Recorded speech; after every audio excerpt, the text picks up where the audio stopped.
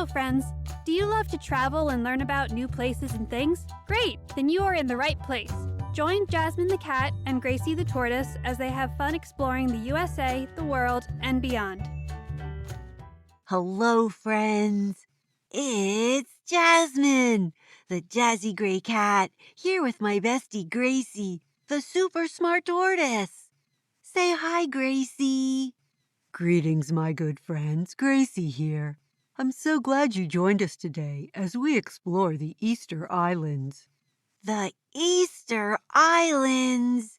Is that where the Easter Bunny lives? I would love to find Easter eggs and make some chocolate bunnies. Let's go! I'm sorry to disappoint you, Jasmine, but the Easter Bunny does not live on Easter Island. It is an island in the South Pacific Ocean, far off the west coast of Chile. We were just in Chile. Wait a minute.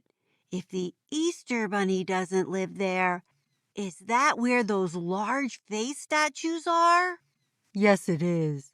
Easter Island is in the Pacific Ocean, and the closest land to it are the Pitcairn Islands, which are 1,200 miles west of it. Easter Island belongs to Chile, even though Chile is about 2,300 miles away from it. Wow! That island is very far away from other places. I hope it doesn't get lonely. But I still want to know why it's called Easter Island. Well, we'll need to learn some history to find out why.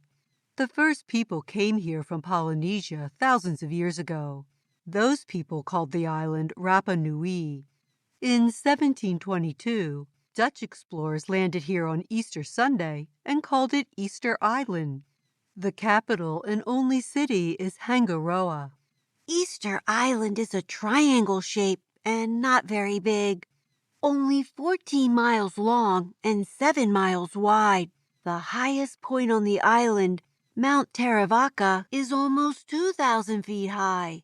3 volcanoes coming up from the bottom of the ocean made Easter Island. But I'm not worried because these volcanoes are extinct and won't erupt anymore. That's right. Easter Island is known for its 887 statues that are called moai. These huge statues were carved by early people.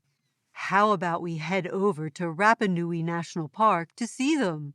Oh, yes! I really want to see those big heads. And when we get there, we can look with our eyes, but we can't touch them because they're very special to the people who live here. Gracie! They are ginormous and kind of funny looking. The moai have long, long noses, big, long foreheads and eyebrows with the eyes way underneath them, and very large chins. They look very fierce.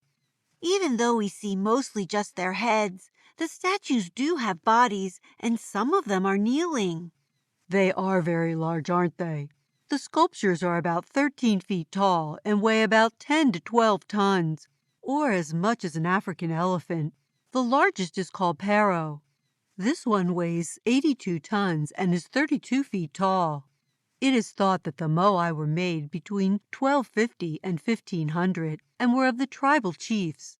When a chief died, they would be buried under the ahu, a platform on which the moai sat. It is believed that their spirits lived in their moai. This way, the chiefs could be remembered and still help and guide those left behind. That is a nice way to always be close to your family.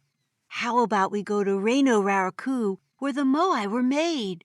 Reno Raraku is a quarry or a big hole in the ground that has been made from using the rock to build stuff. Excellent idea, Jasmine. Here at Reno Raraku, it is a volcanic quarry. The rock that is used was called tuff. When the volcano erupted, lots of ash came out, and when the ash landed on the ground, it melted together and became stone. This rock was used because it is softer than other rock and easier to carve. Even so, a single moai took a team of 5 or 6 men about a year to finish. Look at all of the statues here. About 400 are left, and none of them are finished. I guess no one will do it now, but it's kind of fun to see how they were made. We have one more spot to see some more moai. At Ahutangariki, a large stone platform has 15 sculptures lined up in a row. Jinkies! This really is a cool sight. We can get a good look at them and see that the moai have bodies to go with their heads. It looks like they're all looking out at something. I wonder what. One of them has a rock on its head, just like a hat. But you know what, Gracie? I think I've seen enough of these guys. What else is there? For something a little different, let's explore Orongo. We can visit 54 stone houses that have been rebuilt from the birdman era. Birdman era? People were birds? Or were birds people? That doesn't seem right to me, Gracie. But let's check it out. Wow! Look, on the side of the road, I see even more moai. These guys are just lying around everywhere on this island. Yes, they are. And no, Jasmine, there are no bird people. Instead, it was a tribe of people that lived at the edge of Ranakoi, a volcanic crater lake. Once a year, warriors would swim to the small island Mutunwai to find the first egg of the tern birds who nested here. Jasmine, come and admire this petroglyph, a picture carved in a rock. It's of a bird head to represent the birdmen. Those warriors were very brave because that swim to the island was very dangerous. The water had sharks in it, and then they had to climb up rocks. Not a job for me. I see some of those sooty tern birds. Their wings, back body, and tail are black, with a white head and a front. On the top of the head, there is more black, and it kind of looks like a hat. They spend most of their life out at sea, just flying around. I bet their wings get tired. To get a rest, the terns take 1 or 2 second naps because they can't float on the water. They are also very noisy. When a colony of them is all together, the noise they make can hurt your ears. They certainly do make a loud sound. Do you think they're telling us goodbye, Jasmine? Yes, I do. I think it's time we need to go. So let's do volcano jokes, since Easter Island is a volcanic island. Here's mine. How does a volcano greet a snowman? Nice to snow you? Close, but they say, nice to melt you. Of course. Now, why are volcanoes so jolly? Because whenever they hear a joke, they erupt with laughter. Very funny. Now, my favorite place was seeing the Ahutangariki with 15 sculptures lined up in a row, especially the one with the hat.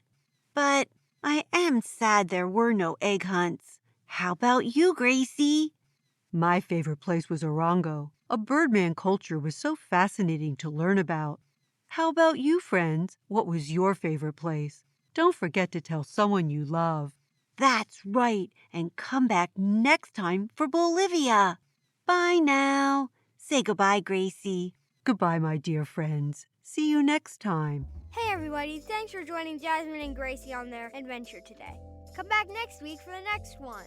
Hello, everybody. It's Gwen here. If you want to know more about the places we visited, just go to our website, jasmineandgracie.podbean.com, and go to the sources page, and you can find out all about the great places that we visited. See you next week. Bye-bye.